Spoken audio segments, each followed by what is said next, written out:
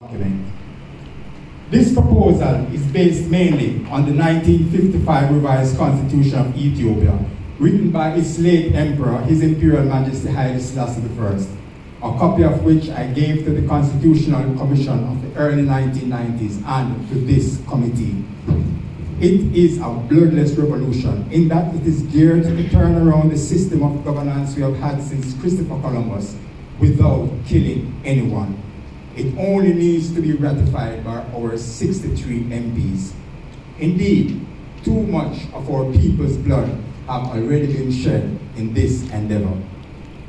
Removing the sovereignty of Jamaica from the British monarchy to the citizens of Jamaica is sure to achieve the goals set out in the Declaration of Republic Jamaica.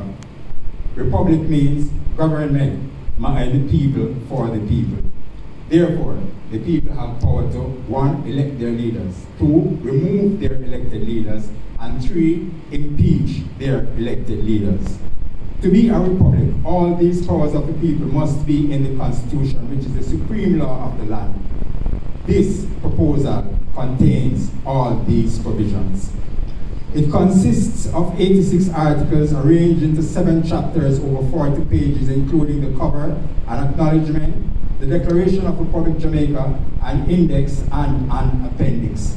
Chapter 7 consists of Article 86 only, which provides for amendments. Chapter 1 describes the country of Jamaica, its people, and their rights and duties within Articles 1 to 32. In Chapter 2, we find Article 33 to 43 that speak to the rights and duties of ministers of government. Chapter 3 with Articles 44 to 63 tells of the legislative chambers. Articles 64 to 72 in Chapter 4 declares the judicial power. Chapter 5 deals with finance in Articles 73 to 81, while Chapter 6, consisting of Articles 82 to 85, speaks to general provisions. This proposal declares itself the supreme law of the country and places the sovereignty of the country in the citizens of Jamaica, which is upheld by the Prime Minister. It abolishes all laws that are not in keeping with it.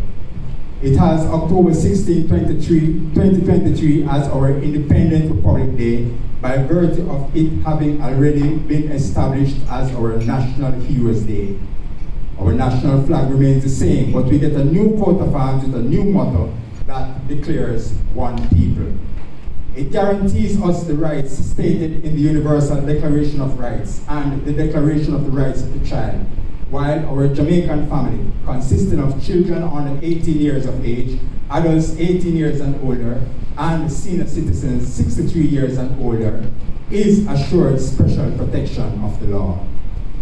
It reveals fixed election dates on the 3rd Thursday in February every 4 years, beginning 2024, when we vote nationally for the Prime Minister and Deputy Prime Minister, and for 43 senators in counties, while on the 3rd Thursday in February every 4 years, beginning 2026, we vote for 125 representatives of the people in constituencies. However, because the life of the current Parliament expires in 2025, initial election for representatives of the people is set for Thursday, February 15, 2024. They shall serve until regular elections in 2026.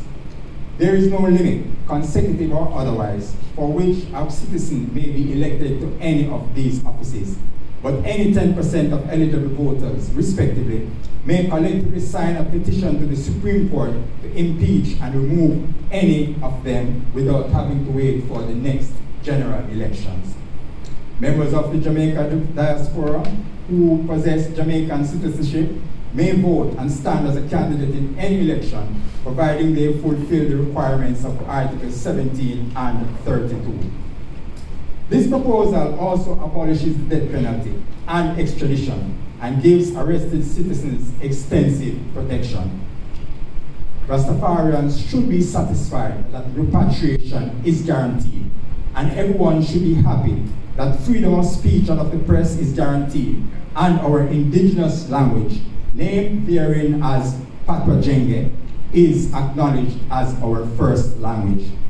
The natural resources are protected as a sacred trust for our present and future generations, thereby ensuring we have secure access to our beaches, waterways, forests, and minerals. Our indigenous people, the Maroons, are guaranteed the land rights stated in the 1738 and other treaties the British made with them, 6 exclusive seats in the House of Representatives, and all rights stated in this proposal by virtue of them being Jamaicans. Admittedly, consensus is needed from our MPs and the Maroons. Both groups already have a copy, and citizens of Jamaica, over 1,000 of whom also have a copy. When this is done, we can justifiably request national consensus via a referendum. The fact is, in the referendum of September 19, 1961, our citizens voted for us to become an independent nation, but we fell short by accepting the 1962 document. We are now trying to get rid of it, but there is no need for a referendum. What we need is to activate the bloodless revolution by throwing out the 1962 problem and ratifying this proposal. There is separation of the powers that manage the affairs of the country. The executive is headed by the Prime Minister and supported by the Deputy Prime Minister. The Prime Minister appoints the other 9 ministers and deputy ministers of the Council of Ministers from among the entire citizenry of the country, excepting that the Prime Minister of Finance shall be a member of the House of Representatives. Their duty is to formulate policy to be made law. However, a majority of the members of Parliament may petition the Supreme Court to remove any or all of these appointees. The duties and responsibilities of all elected and appointed officials are also stated in this proposal. The legislation consists of 2 houses of Parliament, the Senate and the House of Representatives. They deliberate proposals of legislation to be made law without interference from the executive. The judiciary operates independently of the executive and the legislature. It is headed by the Chief Justice, who is appointed by the Prime Minister after nomination by the judges of both the Supreme Court, the highest in the country, and the Court of Appeal, the second highest, and vetting by Parliament. These courts, along with the parish courts, the lowest, are exercised in the name of the citizens of Jamaica. The judiciary includes appointed notaries public. Jamaica helped to establish the Caribbean Court of Justice and has a judge there. It is entrenched in Article 67 as the court of last resort, but there is a provision for its replacement by a simple majority in a referendum on that question. It is not practical within our republic for us to appeal to the UK Privy Council. Our head of state is referred to as the Prime Minister because he oversees the Council of Ministers. Nevertheless, if we really want to Jamaicanize our constitution, we could probably call him our Don Dada. This proposal has been criticized for giving the Prime Minister too much power, but it is fitting and proper that this is so because he is the directly elected representative of the sovereign of the country, the citizens of Jamaica, who have the right to petition him. Among his powers are the right to reduce the sentence made by any of the courts. He is Commander-in-Chief of the Jamaica Security Force, that is a combination of the Jamaica Constabulary Force and the Jamaica Defense Force, the members of which are collectively referred to as soldiers, all of whom shall be trained in the laws of the Republic to the equivalent standards set for lawyers who are authorized to represent the rights of citizens in the courts of the country. Table 2 states more duties and responsibilities of the Prime Minister. The conditions under which proposals of legislation may be adopted into law are stated. For example, Article 54 guarantees salaries for representatives of the people and senators, but it also demands that any law increasing the salaries of members of Parliament shall be effective only from the day of the election of the next Parliament.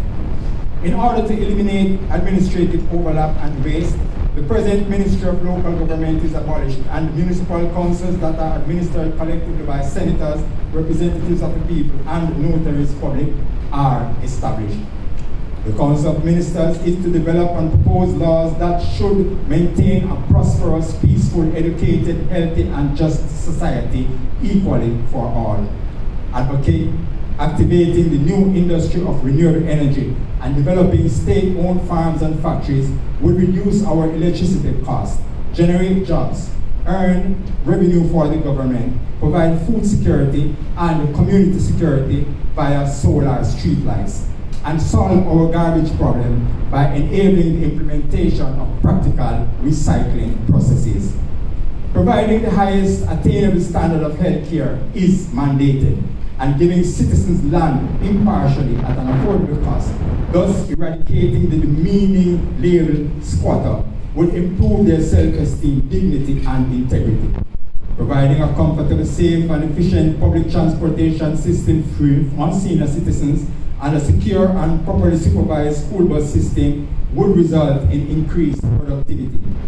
Fixing our education system by improving the academic capacity and remuneration of teachers and the quality of the curriculum to include teaching respect and the contents of this proposal, plus ensuring every child is present in school every day up to the secondary level, would ensure the survival of our republic. Table 1 shows that 10 ministries can do the job of the current 17-member cabinet. The foregoing is a sample of the efficiency of governance that this proposal can deliver. Our country desperately needs it if we are to survive as one people under our eternal Father.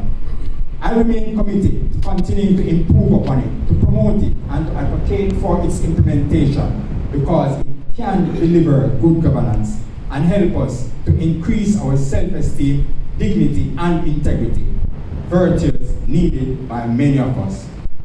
Indeed, it is, as Minister Malawu Ford said upon receiving a hard copy from me on May 17, 2023, mission accomplished.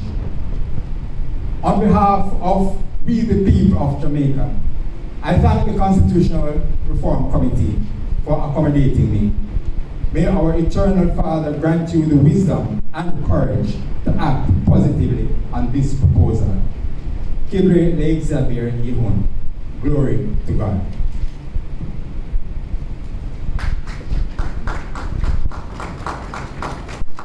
To God be the glory.